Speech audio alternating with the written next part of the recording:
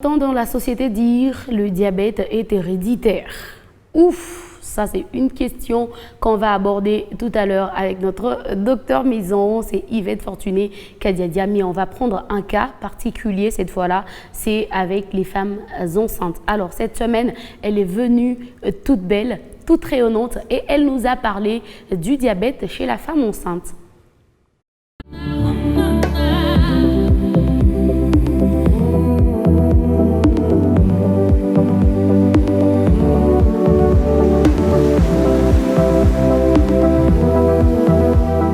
Là, ce sont les risques qu'on a chez un enfant. Un enfant qui naît d'une mère qui a fait le diabète gestationnel court les risques autant que la mère. Okay. Parce que la mère aussi qui présente ce diabète, c'est vrai qu'elle n'était pas diagnostiquée bien avant qu'elle avait le diabète, mais parce qu'elle fait ce diabète-là pendant la grossesse, elle a aussi des signes qu'elle va avoir chez elle. Déjà, un des signes, c'est que c'est une maman qui va subir la césarienne. C'est quand même un accouchement qui est quand même lourd, qui va peser chez cette mère. Mais les complications aussi, c'est que cette maman qui n'était pas diabétique auparavant, qui fait le diabète gestationnel, peut se voir après.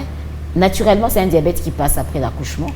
Mais lorsque, pour certaines, elle peut voir ce diabète. Donc, c'est un constat qu'on peut rapidement remarquer pendant la grossesse. Oui, en fait, le problème, c'est que pendant le diabète se présente de manière différente. Par exemple, la fatigue, une fatigue excessive, même que ce soit chez les personnes diabétiques ou chez la femme enceinte.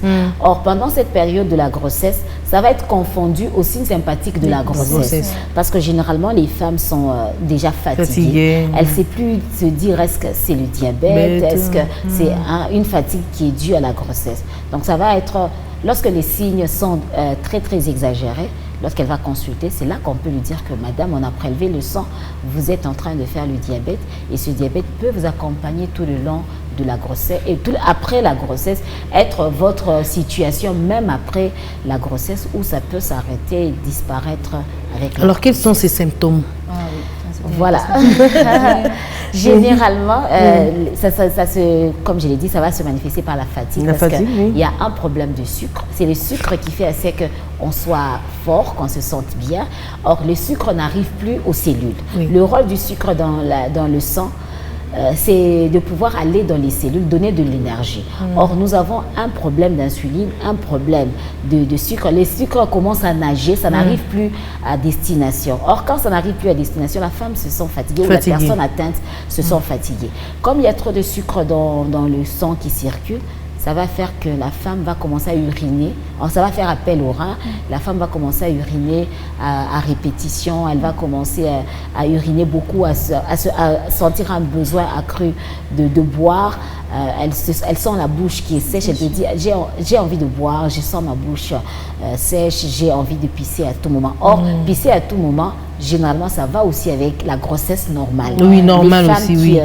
Qui développent une grossesse normale ont aussi ce besoin parce qu'il y a la vessie qui est comprimée par... Surtout vers la troisième période. Parce que le fœtus devient gros, il s'appuie sur la vessie et la vessie ne sait plus contenir les urines, la quantité normale et à tout moment on a besoin d'uriner. Mais la différence c'est que pendant la grossesse, ce sont des petites quantités d'urine qu'on émet.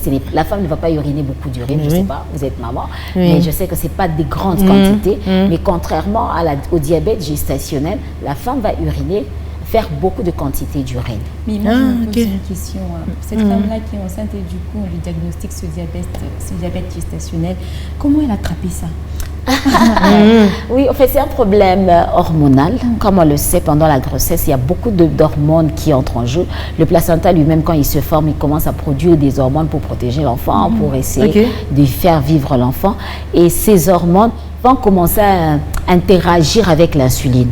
L'insuline, c'est une hormone qui est déjà dans l'organisme, qu'on sécrète par le pancréas, qui a pour rôle d'équilibrer le taux de sucre qu'on a dans le sang.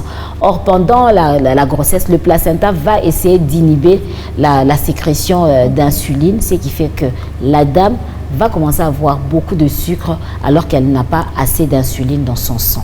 Ah, ok. Alors, docteur, vous avez parlé de symptômes, des causes et les risques.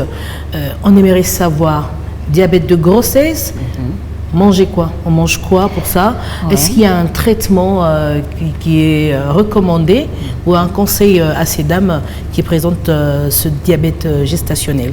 Dans cette période, déjà il y a comme le diabète de tout le monde, ça se traite par le médicament, mais exceptionnellement chez la femme enceinte, juste le fait d'avoir une hygiène de vie saine peut lui permettre de ne pas avoir besoin des traitements. On va peut-être lui demander, parce que c'est une entité qui va se voir chez les femmes qui sont obèses, généralement les femmes qui ont pris de poids d'une manière excessive pendant la grossesse. On va lui demander de faire beaucoup d'exercices physiques. Une femme on va lui demander de réduire la consommation de beaucoup de sucre, que ce soit le sucre qu'on va mettre dans le... Mais ces femmes-là, vous mangez, hein? Oui, elles mangent, mais... Les femmes grosses, elles aiment bien manger. Elles aiment bien. Ça dépend d'une personne à une autre. Aussi. Et puis... Moi, je n'ai pas mangé, hein? Oh que si. On va écouter les conseils du matin. Elle va réduire la consommation du sucre. C'est pas seulement le sucre qu'on va mettre dans le thé, mais tous les aliments qui contiennent trop de sucre, les sucreries, par exemple par les biscuits, le chocolat, il faudra réduire même la consommation. L'huile aussi dans les repas. Le repas, mais généralement, comme on a... Il y a un régime qui sera recommandé à cette femme? Pas exceptionnellement, il faudra lui dire obligatoirement tu dois manger ceci. Non, il faudra lui dire, par exemple, tous les aliments qui contiennent le sucre, il faudra réduire. Juste réduire, faire des exercices physiques, ça peut l'aider.